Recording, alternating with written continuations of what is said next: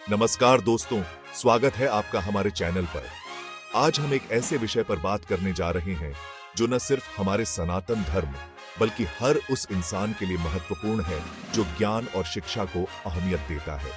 जी हां, आज हम बात करेंगे धर्म ग्रंथों में वर्णित 9 महान गुरुओं की, जिन्होंने न सिर्फ अपने शिष्यों को ज्ञान दिया बल्कि पूरी मानवता को एक नई दिशा दी। गुरु वो होते हैं जो अज्ञान के अंधेरे से ज्ञान की रोशनी की तरफ ले जाते हैं। तो आइए शुरू करते हैं इन महान विभूतियों की प्रेरणादायक गाथा। सबसे पहले बात करते हैं भगवान शिव की, जिन्हें आदि और अनंत कहा जाता है। कहते हैं कि ना तो उनकी उत्पत्ति का कोई जानता है और ना ही उनके अंत का। शिव ही हैं जो परमपिता और परमेश्वर हैं। Lord Shiva as Lord Shiva. मैंने ना सिर्फ सृष्टि की रचना की बल्कि गुरु बनकर अपने शिष्यों को दिव्य ज्ञान भी प्रदान किया। योग, तंत्र और जीवन के गूढ़ रहस्यों का ज्ञान मैंने अपने शिष्यों को दिया। इसीलिए कहा जाता है कि अगर भगवान शिव को सृष्टि का प्रथम गुरु कहा जाए तो कोई अतिशयोक्ति नहीं होगी। अब बात करते हैं देवताओं के गुरु बृहस्पति की। बृहस्पति को ज्ञान और वाणी का देवता माना जाता है। महाभारत में उनका वर्णन महर्षि अंगिरा के पुत्र के रूप में मिलता है। देवगुरु बृहस्पति अस देवगुरु बृहस्पति। अपने ज्ञान से मैं देवताओं को उनका यज्ञ भाग यानी हवि प्राप्त कराता हूं। दानव और असुर हमेशा यज्ञ में विघ्न डालकर देवताओं को कमजोर करने की कोशिश करते रहते थे। ऐसे में मैं अपने रक्षोघ्र मंत्रों से देवताओं की रक्षा करता हूं और उनका पोषण करता हूं। अब आते हैं असुरों के गुरु शुक्राचार्य पर। शुक्राचार्य दैत्यों के गुरु थे और उन्हें नीति और कूटनीति का भी अद्वितीय ज्ञान था। ये भृगु ऋषि और हिरण्यकशिपु की पुत्री दिव्या के पुत्र थे। शुक्राचार्य अशुक्राचार्य। भगवान शिव ने मुझे मृत संजीवनी विद्या का ज्ञान दिया था, जिसके प्रयोग से मैं मृत दैत्यों को फिर से जीवित कर देता था।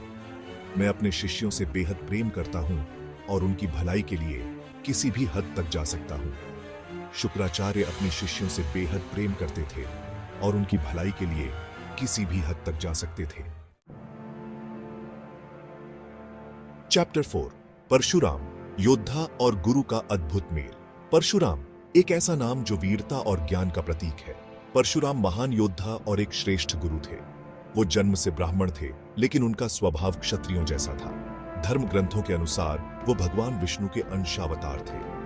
उन्होंने भगवान शिव से अस्त्र शस्त्र की शिक्षा प्राप्त की थी। अपने पिता की हत्या का बदला लेने के लिए उन्होंने कई बार धरती को क्षत्रिय विहीन कर दिया था। भीष्म, द्रोणाचार्य और कर्ण जैसे महान योद्धा उनके ही शिष्य थे। चैप्टर 5 महर्षि वेदव्यास, जिन्हें हम वेदों को अलग करने वाले के रूप में जानते हैं, एक ऐसी महान विभूति थे जिन्होंने हमें महाभारत जैसे अनमोल ग्रंथ की रचना की। धर्म ग्रंथों के अनुसार वो भगवान विष्णु के अवतार थे। उनका पूरा नाम कृष्ण द्वैपायन था। वेदों का विभाजन करने के कारण ही उन्हें वेदव्यास कहा जाने लगा। पैल, जैमिन, वैशंपायन, सुमंत मुनि, रोमहर्षण आदि महर्षि वेदव्यास के ही शिष्य थे। हाँ, ये सत्य है कि मैंने वेदों का विभाजन किया और महाभारत की रचना की। मेरे शिष्य जैसे पैल, जैमिन और वैशंपायन ने मेरे ज्ञान को आगे बढ़ाया।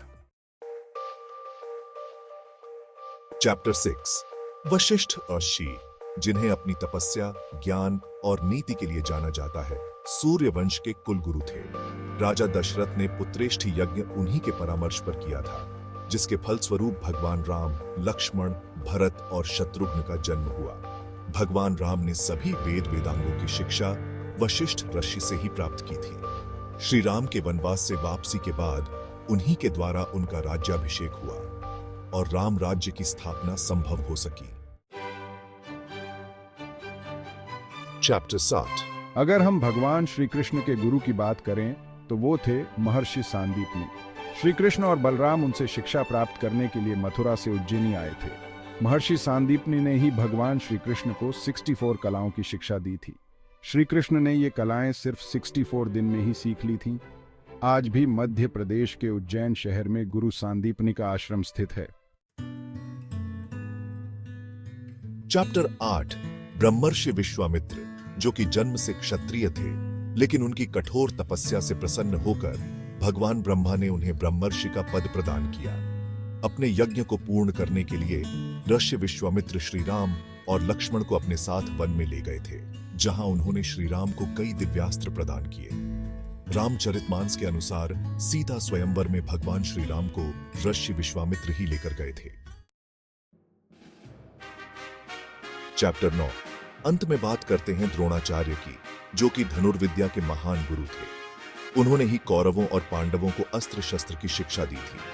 महाभारत के अनुसार द्रोणाचार्य देवगुरु बृहस्पति के अंशावतार थे। उनके पिता का नाम महर्षि भरद्वाज था। द्रोणाचार्य का विवाह शरद्वान की पुत्री कृपि से हुआ।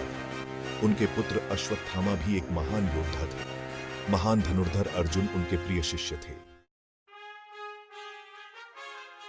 तो दोस्तों, ये थे धर्म ग्रंथों में वर्णित 9 महान गुरु, जिन्होंने अपने ज्ञान, तपस्या और नीति से दुनिया को एक नई दिशा दी। गुरु ही वो होते हैं जो हमें अज्ञान के अंधेरे से निकालकर ज्ञान के प्रकाश की ओर ले जाते हैं।